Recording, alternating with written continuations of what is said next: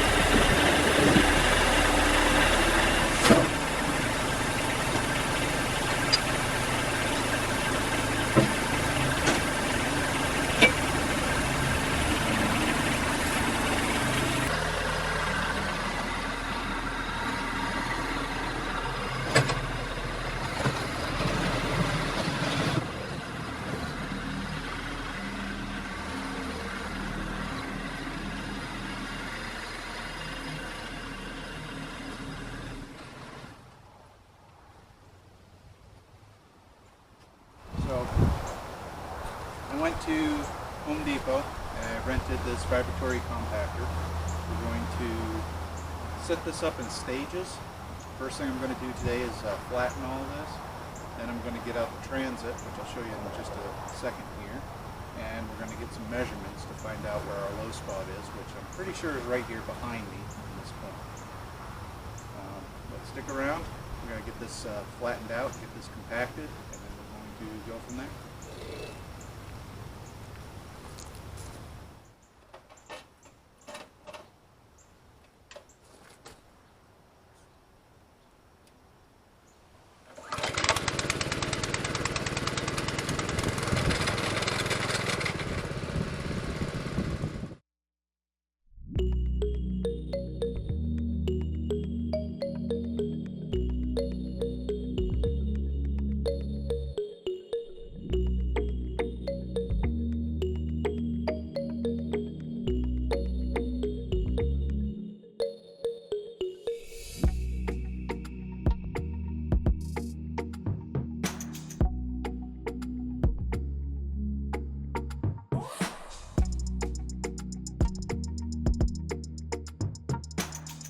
Alright, that's double compacted. I did that because this is my base. This is what I'm going to build up from. So I want a good base before I continue. Some people say you don't have to do double compaction or triple compaction, and a lot of people don't. They don't have problems with it, but I want to make sure that my ground is well compacted. This is a transit, or a laser level, and I hope that wind isn't bothering you too bad. These are available, again, like the plate compactor, at most tool rental places. I just happen to own this one from when I was doing construction. So it actually comes in more handy than you would think. They're not cheap. This one here is about $800 new.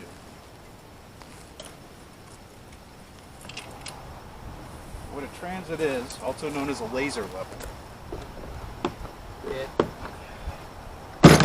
has a head unit. Let's see. It has a head unit, and this will spin around, and there'll be a laser that shoots out, and then you have a receiver so that you can be more accurate with your grade.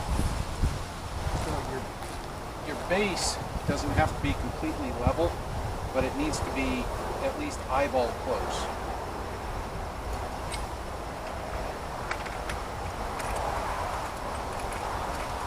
Now, the reason I'm using this is so that over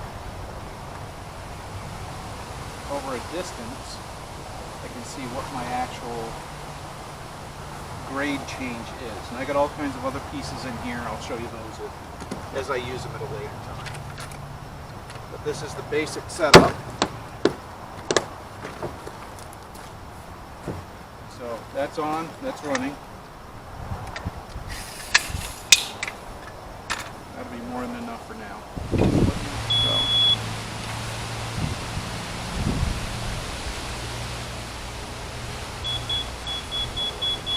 That's the indication you'll get.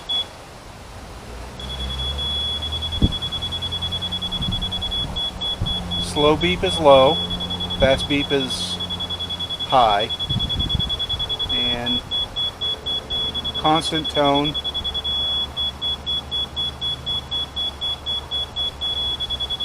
is hard to maintain. But let me find my high spot.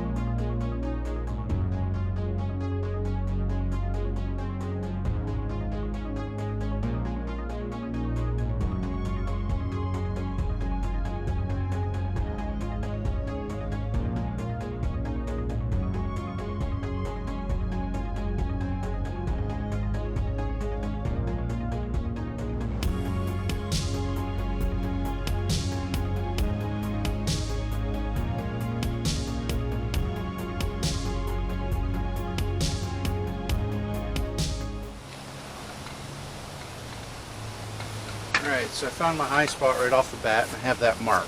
If you notice on here, I don't know if you can see it, but there's a little arrow that's pointing to the 4'4" mark. So if you go down here, here's 4 foot, 3 foot. That is only in relation to where the laser sits and where the receiver is. What I'm going to do now is I'm going to find my low spot. I'm going to know it's in that back corner by the fence post. I want to know how much grade I have to bring it up. We're right on the 4'4" mark right now.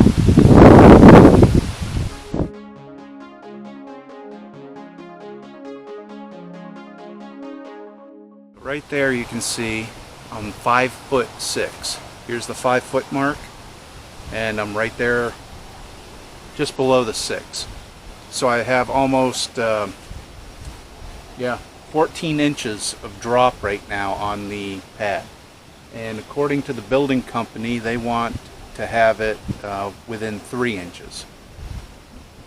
I'm not doing it within 3 inches. That's still a heck of a variation.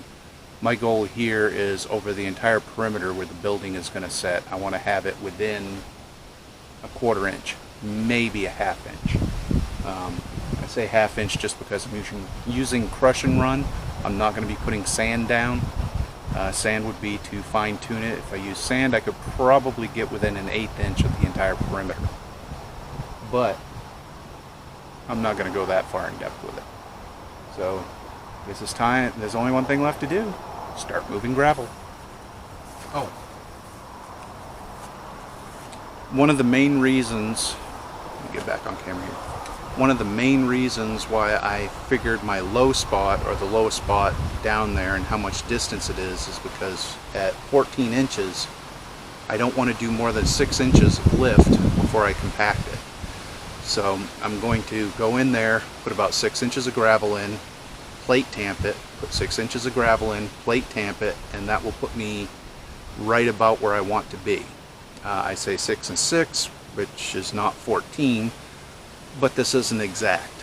So I'm going to be, maybe 4 inches, maybe 3 lifts of 4, maybe 2 lifts of 7, maybe a lift of 8, a lift of 4. I just want to average it around 6 inches and then plate tamp it in the process. And while I'm on the plate tamping portion, if I was doing excavation, I'd want to have a vibratory roller. But this is residential, and I'm doing such a small area, vibratory roller is not going to be cost effective. The plate tamp that I rented, that little yellow Wackernusen, that runs with the insurance about $107 a day. I already have the tractor, but in theory you could rent a small skid steer and a laser level or transit and still be $300, maybe $400 depending on your area to do a pad yourself, and then you just have to have someone deliver the gravel.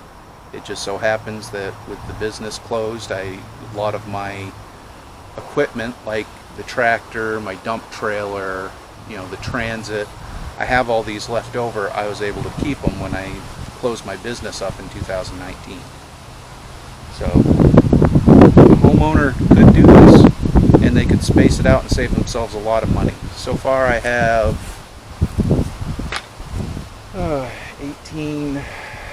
36 tons of gravel, which would be equivalent to 2 very large dump trucks, which would be right around $1,000 for the gravel. So you're looking at $1,500 to $1,750 approximately if you had to rent everything and purchase the gravel and have it all delivered. With that being said, if I was charging someone to do this, I'd be looking at probably a minimum of $3,000 to do this pad. Minimum. That's just a rough estimate. If you want to save yourself some money, you can do this. I'm not necessarily doing it for the money savings as much as the fact that I know I can do it. I'm retired. I got nothing better to do right now.